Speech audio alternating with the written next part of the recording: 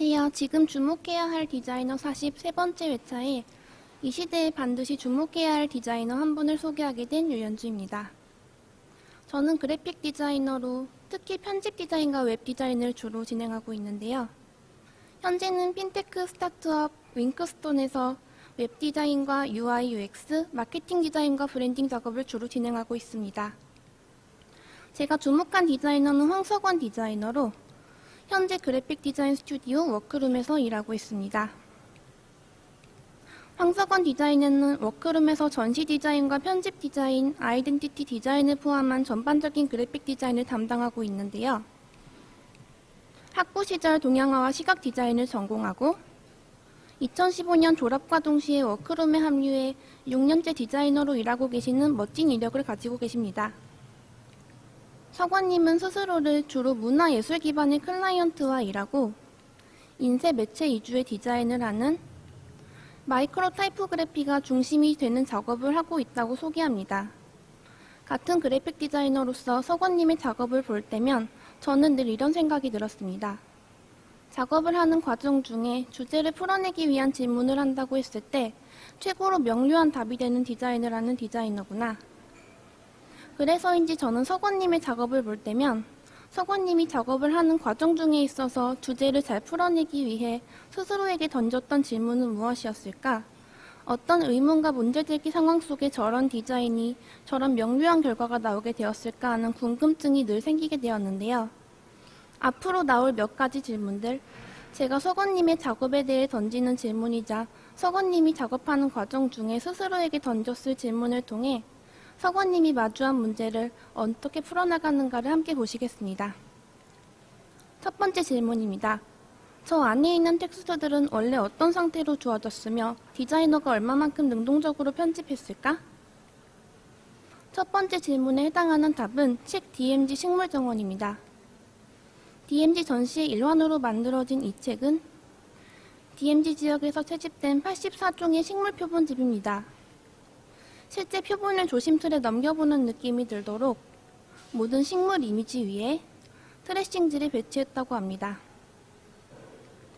식물 표본의 양식을 따라온 라벨이 스프레드의 우측 하단에 위치하고 중성적이고 절제된 느낌의 타이포그래피와 텍스트 배치로 도감의 느낌을 더욱 살려줍니다.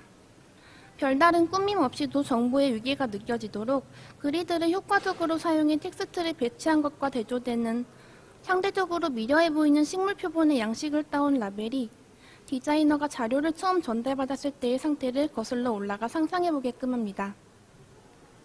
책과 더불어 제작된 리플렛과 엽서에서는 디자이너의 능동적인 편집이 엿보이는데요. 모든 정보가 들어가는 책과는 달리 필수적인 정보만 선택적으로 추려서 제작되었다고 합니다. 두 번째 질문입니다. 주제를 나타내기 위해 인쇄 매체의 물성을 어떤 방식으로 활용할 수 있을까? 두 번째 질문에 해당하는 답은 책 진실의 색입니다. 제목인 진실의 색의 질문을 던지는 듯한 불분명한 흑백 이미지를 더 효과적으로 살리기 위해 표지 전체적으로 검정 색지의 백색 실크 인쇄를 진행해 노이즈가 있는 질감이 더 잘 드러납니다. 게다가 앞표지 표 1에만 에폭시 가공으로 광택을 주었는데요. 액정으로 접하는 영상의 느낌이 더해짐과 동시에 비도공지의 거친 질감과 에폭시 가공의 매끄러운 질감이 대조되어 액정으로 접하는 영상 안과 밖을 구분해주는 듯합니다. 기울어진 제목 텍스트는 마치 미술관의 영상에 늘 등장하는 자막과 같아 보입니다. 석원님이 디자인한 책을 이야기할 때 내지를 빼놓을 수가 없는데요. 모노스페이스 서체로 족판된 각주는 영상의 프로그램북을 보는 듯한 인상을 더해줍니다. 인쇄 방법과 종이 선택, 후가공으로 책에서 다루는 미술 다큐멘터리에 대한 인상을 효과적으로 보여준 작업이었습니다. 세 번째 질문입니다. 서체가 주는 인상과 주제의 개념을 결부시킬 수 있을까? 세 번째 질문에 해당하는 답은 책 몸짓들입니다. 제목에서도 알 수 있듯이 인간의 몸짓, 제스처를 해석하는 철학서인 이 책의 디자인은 서체에도 몸짓이 있다면 기울임이 아닐까 하는 석원님의 아이디어에서 출발했다고 합니다. 이 책의 조판에는 이탈릭과 열 이탈릭을 모두 가진 영문 서체가 사용되었습니다.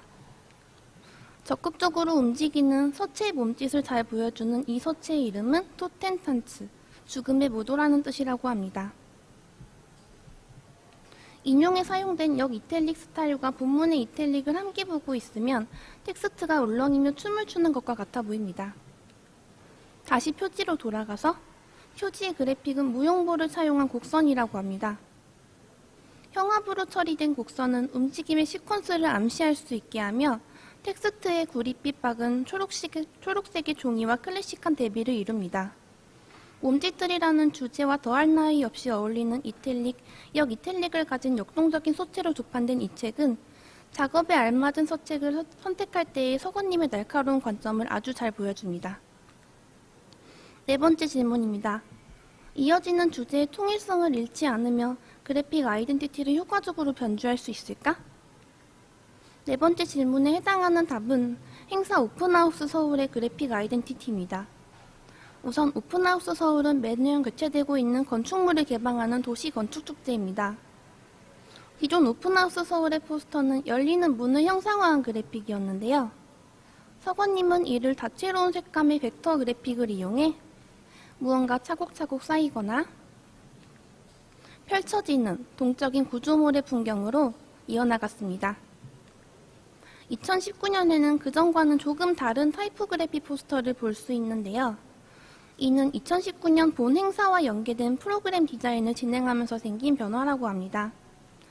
벡터 그래픽이 아닌 타이포그래피가 주가 되는 포스터이지만 서건님은 기존 행사에서 사용된 뚜렷하고 다채로운 색상을 포스터에 계속 활용하면서 오픈하우스 서울 로고에 쓰인 푸투라를 주요 서체로 사용해 행사의 통일성을 잃지 않고 효과적인 변주를 이뤄냈습니다. 2019년 오픈하우스 서울의 연기 프로그램들 역시 메인 포스터에 사용된 색상들로 이루어져 연계 프로그램임을 알리는 것과 동시에 각자의 아이덴티티를 드러내는 것도 놓치지 않고 있습니다.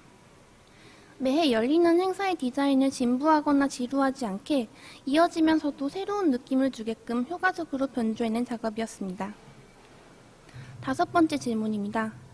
복잡 다단하고 방대한 양의 자료를 보여주기 위해 구축한 시스템은 어떤 모습으로 드러낼까? 다섯 번째 질문에 해당하는 답은 This is Never That 10주년 아카이브북입니다. 아직 발간되지 않은 책으로 10주년을 맞이한 국내 브랜드 This is Never That의 1000페이지 아카이브북으로 워크룸 프레스와의 콜라보레이션 작업이라고 합니다. This is Never That에서 생산한 모든 종류의 아이템을 전화번호부나 백과사전처럼 느껴지게 구성했는데요. 아이템뿐만 아니라 룩북과 영상, 공간 등 다양한 이미지를 보여줄 때도 적극적으로 그리드를 활용한 것이 눈에 띕니다. 10주년과 1000페이지, 방대한 양의 자료와 룩북, 공간, 영상 등 복잡 다단한 구성을 하나의 거대한 아이템 인벤토리로 묶으면서 그리드를 통해 다채롭되 일관성을 잃지 않게 풀어낸 멋진 작업이었습니다. 아직 미출간인 이 책은 8월 중순 발매될 예정으로 곧 인스타그램에서 확인하실 수 있다고 합니다. 앞선 5개의 질문을 거쳐 알아본 황석원 디자이너는 맥락과 주제에 맞는 간명한 그래픽과 타이포그래피로 짜임새 있는 화면을 만들고 책의 물성까지 서로 긴밀하게 연결될 수 있도록 늘 고민하는, 또한 많은 양의 데이터를 시스템화하여 책에 담아내는 아카이브북 작업에 능숙한 디자이너라고 저는 소개합니다. 석원님은 워크룸 그래픽 디자이너에서 프리랜서 그래픽 디자이너로 새로운 시작을 준비하고 계신다고 합니다. 석원님께서 앞으로 또 어떤 작업들로 시원한 답을 들려주실지 기대하며 여기까지 황석원 디자이너의 소개를 마칩니다. 감사합니다.